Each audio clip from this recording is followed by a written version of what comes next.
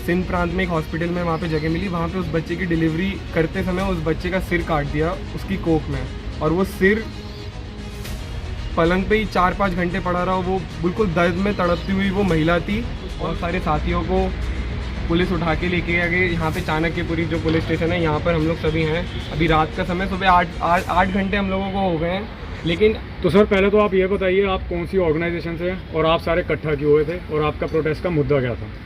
हम लोग जय श्री राम सेना संगठन से हैं। युवाओं का हमारा संगठन है। देश में 50,000 हमारे रामदूत हैं। हम लोग एक दूसरे को रामदूत बोलते हैं। और हम लोगों ने जो हमले हो रहे हैं पिछले कुछ सालों से, जो बढ़ चुके हैं हमारे हिंदू परिवार, जो बंटवारे के बाद पाकिस्तान में रह गया था, आधे से ज़्यादा लोगों को तो ये भी नहीं पता था कि वो पाकिस्तान देश बन गया नया। वो जो गाँव में रहते थे उनको बाद में पता चला कि ये कोई नया देश बन गया है। और जब वो इस्लामिक देश बना, वहाँ की जो माइनॉरिटी है, सिख, क्रिश्चियन, खासतौर पे हिंदू समुदाय, जो उसमें नफ़रत है, लोग धर्म के मामले में पाकिस्तान में करते हैं हिंदुओं के ऊपर अटैक, तो उसके विरोध में हम लोगों ने ये एक आंदोलन किया है आज पाकिस्तानी एम्बेसी के बाहर, जिसमें भारी पुलिस तैनात थी, बहुत ज़्यादा पुलिस थी। पुलिस ने जाने नहीं दिया। बाद में हम लोगों को पुलिस स्टेशन पे रखा हुआ है। उसके बाद हम लोग एम्बेसडर से मिले हैं। तो क्या आप प्रोटेस्ट कर पाए वहाँ पे? वहाँ पे प्रोटेस्ट करने नहीं दिया। उन लोगों ने पहले ही डिटेन कर लिया था। हमारे कुछ बहुत सारे साथियों को पुलिस उठा के लेके आ गई यहाँ पे चाणक्यपुरी जो पुलिस स्टेशन है, यहाँ पर हम लोग सभी हैं। अभी रात का समय, सुबह 8 घंटे हम लोगों को हो गए हैं। लेकिन अच्छी चीज़ ये हुई कि दिल्ली पुलिस ने हम लोगों का पूरा साथ दिया। उन लोगों ने प्रोफेशनली 2 लोगों के डेलीगेशन हमारे संगठन की तरफ से एम्बेसडर के पास भेजा। फुल सुरक्षा में सारी चीज़ें हम लोगों ने वहाँ बात की। और प्रोटेस्ट इतना ही हो पाया कि हम लोगों ने डायरेक्टली अपनी चीज़ उनको बोल दिया। तो आपसे वहाँ पे बात हुई, क्या बात हुई और उनका रिएक्शन क्या था उसका? हम लोगों ने एम्बेसडर को वही सब चीज़ें बोली हैं जो हर बार हम सब भारतीय, हम लोग किसी से कुछ झगड़ा, कोई लड़ाई उत्पार नहीं चाहते। लेकिन जो हमले बढ़ गए हैं 2 साल से हिंदू कम्युनिटी के ऊपर, सबसे ज़्यादा धर्म परिवर्तन, वहाँ पे जो ऑर्गेनाइजेशन इलीगल चल रहे हैं, जो खुशी मनाते कि हमने इस साल 1000 हिंदू लड़कियों का धर्म परिवर्तन कराया, 2000 हिंदू लड़कियों का धर्म परिवर्तन कराया, तो जो ये पूरा उनका एक्सपोज, आज जो भी घटना हुई है जिस विषय पे मैं बताना चाहता हूँ, अभी तो ऐसी घटना हुई है जिसने पूरे मानवता को शर्मसार कर दिया। मतलब आज के ज़माने में ये घटना कोई सुन ले तो मेरे हिसाब से सारे देशों को इस पर आग बबूला, UN, यूनाइटेड नेशन, भारत सरकार, सब उस पर पुरजोर उसका विरोध, हर कड़ी शब्द, मतलब हर कड़ी निंदा सबको करनी चाहिए। उन्होंने एक गरीब, दलित, आदिवासी, भील, सिंध प्रांत की एक महिला, हिंदू महिला, जिसकी डिलीवरी, बच्चा होने वाला था, उसके बच्चे को डिलीवरी होने से पहले उसको 2-3 बार जगह जगह हॉस्पिटलों में मिली नहीं कोई फीमेल नर्स या फीमेल डॉक्टर, तो उसको फिर एक जाके सिंध प्रांत में एक हॉस्पिटल में वहाँ पे जगह मिली। वहाँ पे उस बच्चे की डिलीवरी करते समय उस बच्चे का सिर काट दिया उसकी कोख में, और वो सिर पलंग पे ही 4-5 घंटे पड़ा रहा। वो बिल्कुल दर्द में तड़पती हुई वो महिला थी। और उसकी, मतलब उसको इलाज करने की वजह, वहाँ के जितने भी हॉस्पिटल के स्टाफ थे, डॉक्टर थे, वो लोग वीडियो बना रहे थे, व्हाट्सएप पे शेयर कर रहे थे, देखो ये क्या हो गया, हंसी मजाक। और बाद में वहाँ के जितने स्टाफ और जितने हॉस्पिटल वाले थे, उन्होंने बोला ये कोई नौसिखिया था, उसने गलती से कर दिया।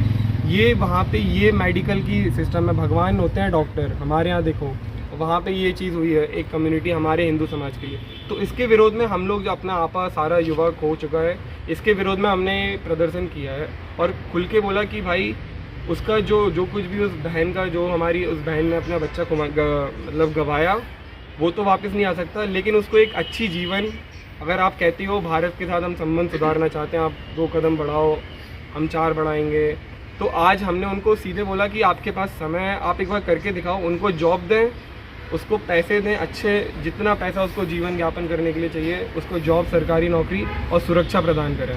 तो इस पर एम्बेसी वालों ने हमें भरोसा दिलाया। पहले तो उनने बोला ये कोई धर्म विशेष चीज़ नहीं है, ये तो मानवता की बात है, हम सबको करना चाहिए, हम करेंगे इस पर। ये हर बार वो बोलते हैं, लेकिन हमने बोला अगर यही मानवता, यही धर्म के पीछे ही तो वहाँ पे हर चीज़ होती है। धर्म, हर किसी का धर्म चेक करके ही वहाँ पे सारे कानून और सारी चीज़ें बनती हैं। लेकिन एम्बेसडर ने बोला हम इस पर जल्दी ही कुछ करेंगे और उन्होंने भरोसा दिलाया। देखते हैं पाकिस्तान है क्या, उनका कोई भरोसा कर सकते नहीं। 1 हफ्ते का वेट करते हैं, फिर हम लोग फिर कुछ करेंगे, वरना। तो सर जैसा कि यहाँ पे तो अखलाक जैसे कि कहानी यूएनओ तक पहुँच जाती है। यूएन चार्टर बार बार पे हिंदुस्तान में दबाव डालते रहते हैं कि कश्मीरी मुसलमानों को या इनको या माइनॉरिटीज़ में आपके साथ आपके जस्टिफाई नहीं हो रहा हिंदुस्तान में। अनजस्टिस हो रहा है उनके साथ। और यूएन चार्टर बोलता है, यूएनओ बोलता है, यूनेस्को बोलता है, यूएस का फॉरेन मिनिस्टर यहाँ पे आके ये बातें कर देता है।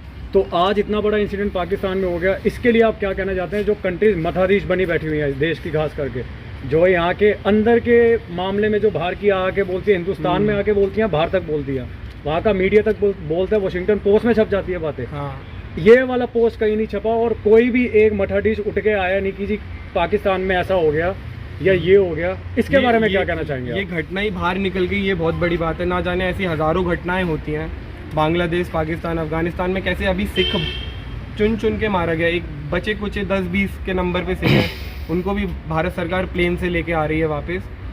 तो ये पूरा इकोसिस्टम का काम है।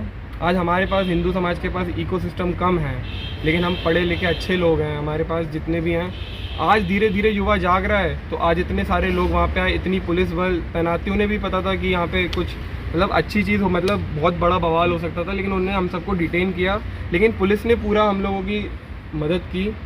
और लेकिन ये पूरा इकोसिस्टम का खेल है। जब ये अखलाक और ये लोग कश्मीर और ये मुद्दे, पैलेस्टाइन, ये हमेशा जीवित रहेंगे।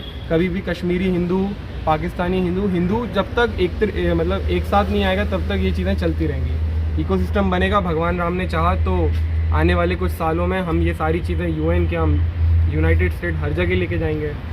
इसमें बस देश के युवा साथ दें और हमारे संगठन में जुड़ें। हम लोगों का युवाओं का संगठन है, तो अच्छी चीज़ होगी। तो सर, इंडियन गवर्नमेंट से आपकी कुछ शिकायतें हैं इसको लेके? क्योंकि यहाँ पे तो खोखले बहुत शिकायतें। इंडियन गवर्नमेंट ने अभी तक कोई ऑफिशियली इस पर कंडेम नहीं किया। वहाँ छोटे से एक बयान पे भारत सरकार ने अपनी देश की बेटी को फ्रिंज एलिमेंट बोल दिया।